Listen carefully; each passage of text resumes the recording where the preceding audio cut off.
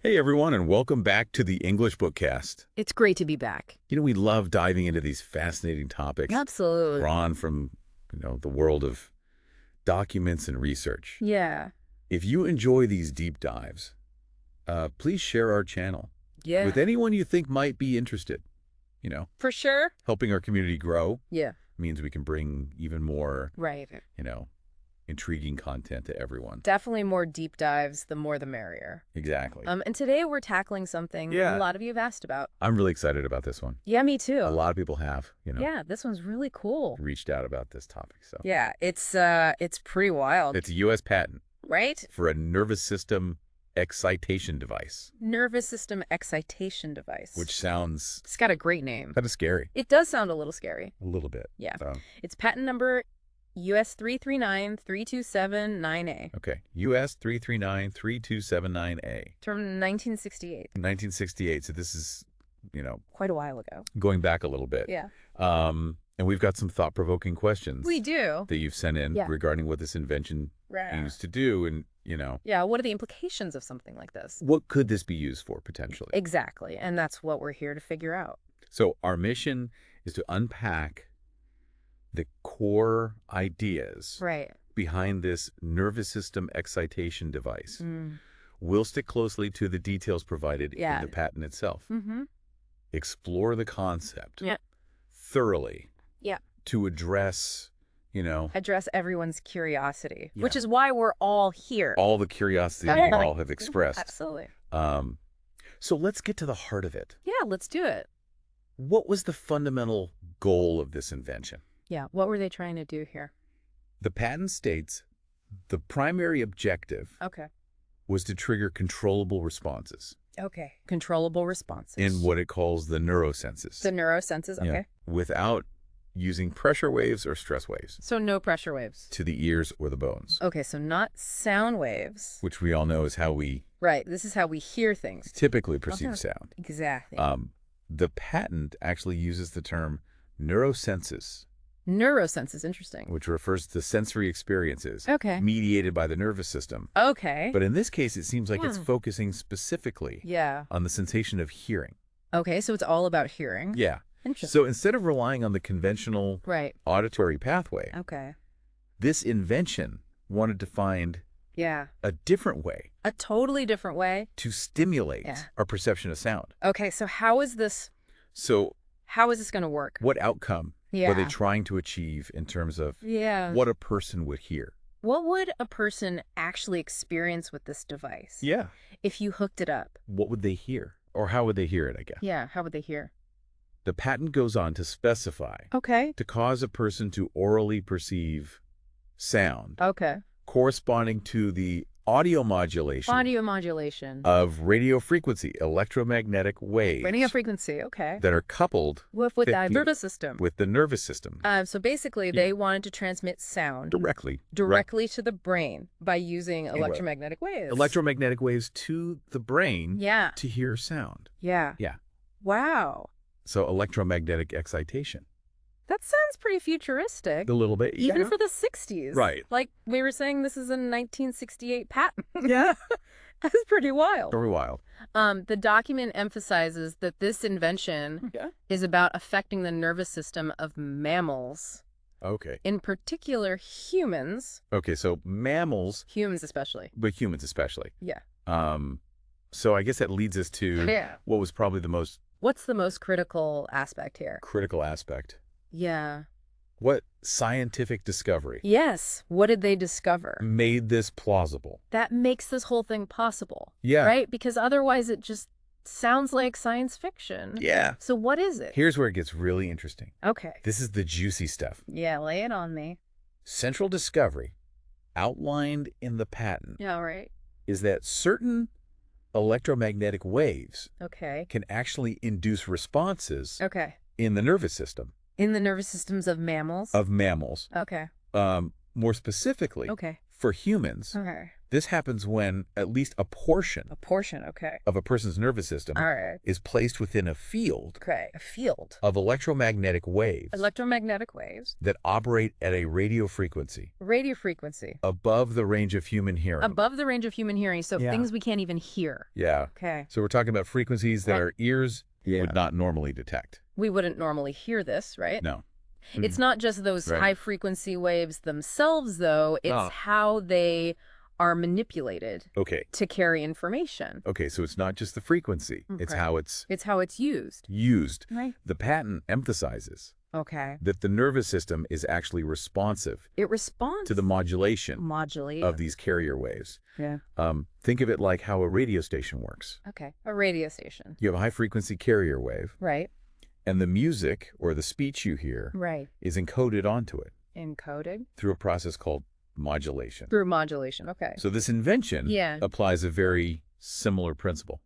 Okay. Similar to a radio. But instead of a radio Instead receiver, of a radio, it's the human nervous system. it's our nervous system picking it up. Yeah. Wow, that's a really good analogy. That's kind of how they describe it in the patent. Okay. Yeah, that makes sense. So I thought it was a good way Yeah. to relay that. Yeah, that's a good way to think about it.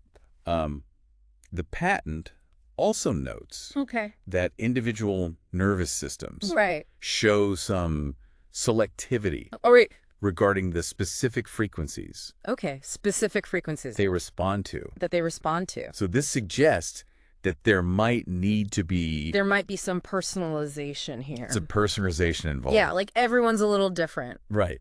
Interesting. Everyone's a little different. So not everyone would respond to the same frequency. Yeah. So there needs to be some kind of tuning Tuning. for the individual. That's really interesting. Yeah. Like, is there some kind of tuning mechanism Yeah. in the nervous system? It's a really good question. Yeah, makes you wonder. So how do they propose Yeah, how did they propose to do this? to identify the optimal frequency Yeah. for an individual? Like, how do you figure out Yeah. what's the right setting Yeah. for each person? The patent describes a method Okay, a method. where you vary the frequency Yeah. of the carrier wave, Okay. which is being modulated by an information signal, So the information signal, like speech or music, like speech or music, and then observe observe. at which frequencies the individual reports So they're just listening and saying, Yeah. oh, I can hear it better now. the clearest sensation Okay. of hearing Okay. the modulating sound. So it's just trial and error. Yeah, basically, you Okay. just play with the dial Play with the dial until you find until they can hear clearly. the sweet spot. Yeah. Okay. So it's basically a process of finding right. the frequency The right frequency. to which that person's nervous system My person's nervous system, yeah, is most receptive. is most receptive. Okay. Interesting. Yeah, so you got this concept All right. So we have the concept of using modulated radio radio frequency waves above what we can hear. above what we can normally hear Right. to stimulate the nervous system Stimulate the nervous system. and create a sensation of sound. And they would hear something. Yes. Okay. How does the patent describe Yeah. How do they actually do this? the actual method Right. for generating this excitation? How do you actually excite the nervous system Yeah. using these waves? The method Okay. involves placing at least a portion A portion of the nervous system for the nervous system within a field within a field of these radio frequency radio frequency, electromagnetic waves. electromagnetic waves. And the patent stresses Okay. that these waves must be above Above, wall range. above what we can hear. What we can hear. Okay. The preferred approach, Okay. The preferred approach. as we discussed, involves Right. using these modulated waves Modulated waves. at a specific frequency. Specific frequency. The individual and individuals. nervous system is responsive to. It's responsive to. So we need to find that sweet spot. Yeah, we need to find the sweet spot. Right. And the patent goes into even more detail Oh, even more detail. about the particularly preferred Okay. The particularly preferred way. embodiment Okay. So like. of achieving this direct-to-brain audio. Right. So this is the best Yeah. way to do this. What are the key characteristics Okay. What are the key characteristics of that approach? of that approach? So what's What's the best way to do this? the best way to do it? Okay.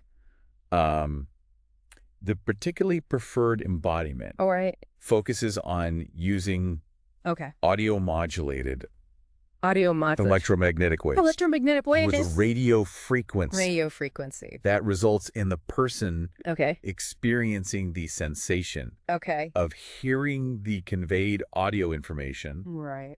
with the least amount of distortion. Least amount of distortion. So basically, crystal clear audio directly to the mind. Directly to the mind. Wow. So this wasn't just... Right. This isn't just a thought experiment. A theoretical exercise. This is a real... The inventors clearly... They had a purpose. Had practical applications. We wanted to use this... In mind. For something. What were some of those? Yeah, what were they thinking? Potential uses. Okay. That they outlined in the patent document. Lay it on me. Okay. So first... Okay. And perhaps most obviously... Okay, this makes sense. They proposed... that it could serve as a hearing aid. A hearing aid, okay. So potentially offering a solution for people who can't benefit from... Who can't use normal hearing aids. Traditional hearing aids. The ones that just amplify sound. That rely on acoustic amplification. Right. So that's... They're pretty significant. A pretty profound possibility. It could help a lot of people. Yeah. Okay, cool. What else? They also mentioned its potential as an aid in teaching speech to the deaf. Okay. To the... Perhaps by providing... giving them... a direct auditory experience. Direct auditory experience. That bypasses the usual sensory pathways. The usual sensory pathways. Wow. Okay. So that's two pretty big ones. Pretty huge. Okay, sorry. What other applications did they envision?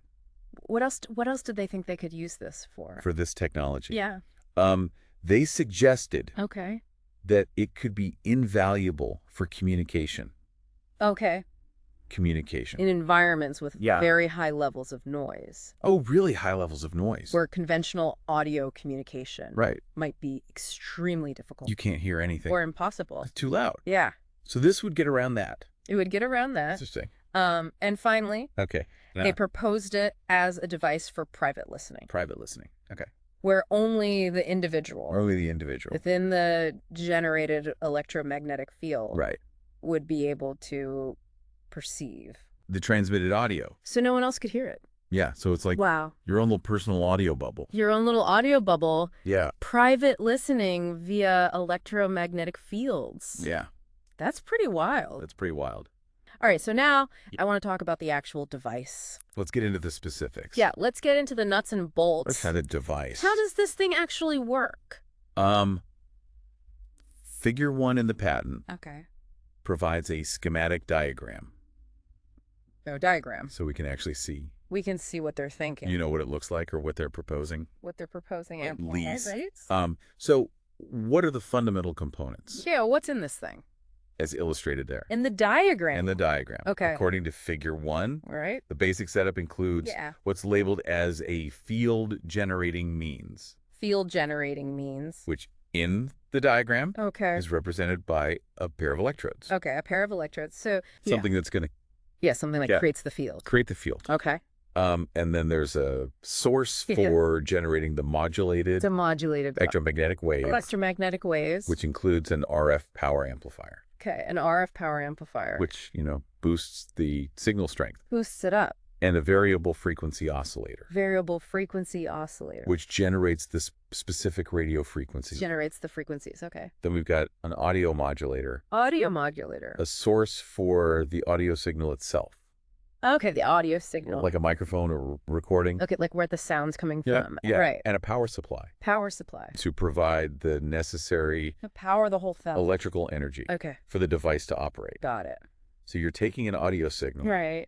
And basically imprinting it. Imprinting it. Onto these high frequency electromagnetic waves. Electromagnetic waves. And then emitting it. Shutting them out. Through the field generator. Okay. Which in this case is the electrode. The electrodes. I also noticed a manual radio frequency control. Oh, interesting. A manual control. Yeah. What's that for? What would be the purpose of that? Yeah, why would you need that? This manual control okay.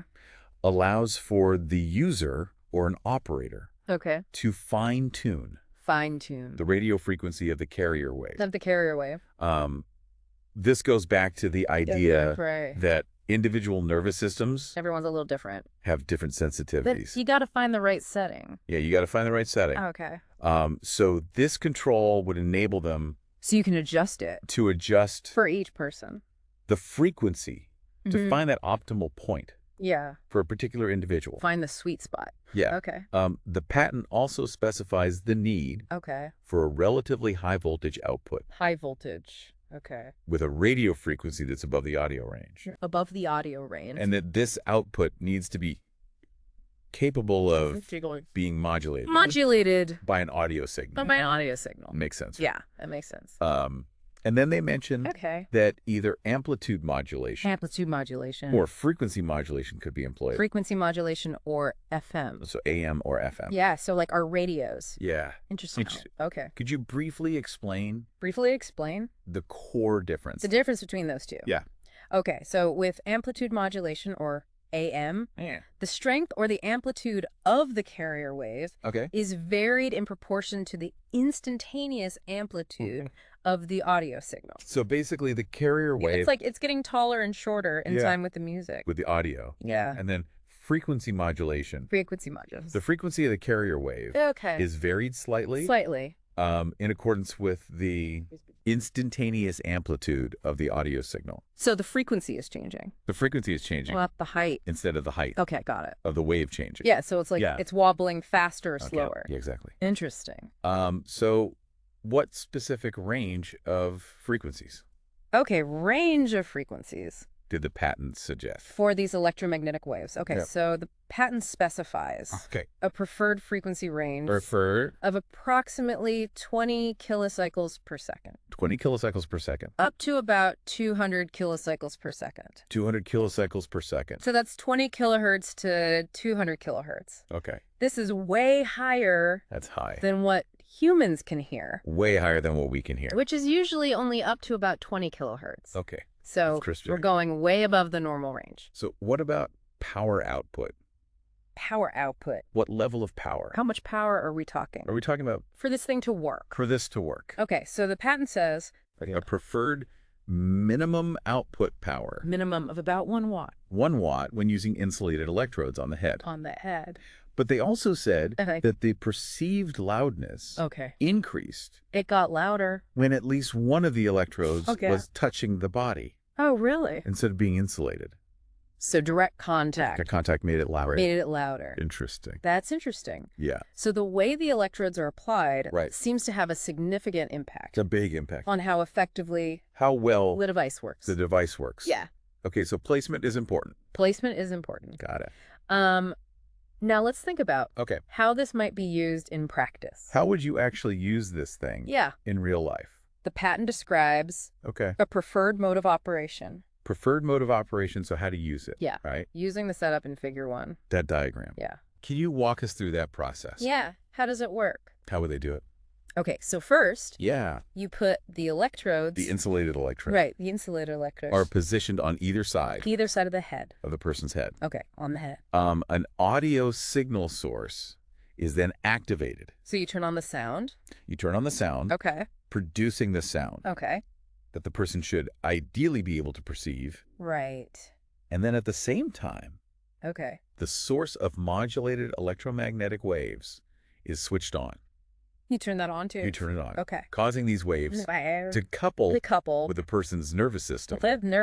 Near their head. Okay. And then what? This is the important step. Okay, the important step. They adjust the frequency to find the best sound. Auditory experience for that individual. Right, because everyone's different. Everyone's a little different. So you got to fine tune it. Yeah. Okay. So the operator would manipulate the frequency. Of the modulated waves. Using that manual control. Using the dial. Yeah, the dial. Okay. And the goal is... to adjust this frequency. Adjust it until... The person can hear... the clearest sound. Experiencing the clearest... With no distortion. Most undistorted sensation of hearing. Got it. The original audio signal. So you're trying to find that resonant frequency. Yeah. You're trying to find that perfect spot. For that person. Yeah. All right, I got it. The patent also includes a circuit diagram. In figure 2. We don't need to get too technical. Bogged down in all the electronic details. All the little details. But are there any key features? Are there any highlights? Or aspects of that circuitry? Oh, that's the circuit. That are worth highlighting. Worth pointing out. Yeah. Okay, so figure 2 shows a phase shift oscillator circuit. Yeah, and this is designed to generate the carrier wave. In that 20 to 200 kilohertz range. Okay, 20 to 200. And it also has components that let you adjust the frequency. Okay, so you can fine-tune it? You can fine-tune it. And then the output. The output of that. This oscillator. Goes into an RF power amplifier. Okay, an RF power amplifier. That increases the power. To make it stronger. To make it stronger. Yeah. And it's worth noting that the circuit also has transformers. Transformers. Which do two things. Two things. One, they increase the voltage. Increase the voltage. To the required higher level. Okay. And two, they provide electrical isolation. Electrical isolation. Which is super important. Super important for safety. For safety. You know, you don't want to... Especially when you're... Well, electrocute... Dealing with electricity. Especially when it's touching people. And the body. Right. Yeah. So those transformers are key. Key. Yeah. So high voltage. High voltage. And electrical isolation. Very important. Definitely important safety measures. Yes. Safety first. Safety first. Always. And how is the audio signal actually superimposed onto the carrier wave? Onto the carrier wave. Within this circuit diagram. How do they put the two together? Yeah, how does that work? Okay, so... Or in this case, they're using amplitude modulation. Amplitude modulation. AM. AM. Okay. And this is achieved by varying the voltage applied to the screen grid of the amplifier tube. Of the amplifier tube. In accordance with the audio frequency signal. Audio signal. So effectively, the amplitude or strength of the high frequency carrier wave is made to fluctuate. In rhythm. In rhythm with the audio. With the audio signal. With the audio. Figures 3 and 4 in the patent. Figures 3 and 4. Illustrate different examples. Of the field generator. Of the field generator. Which is the component that actually delivers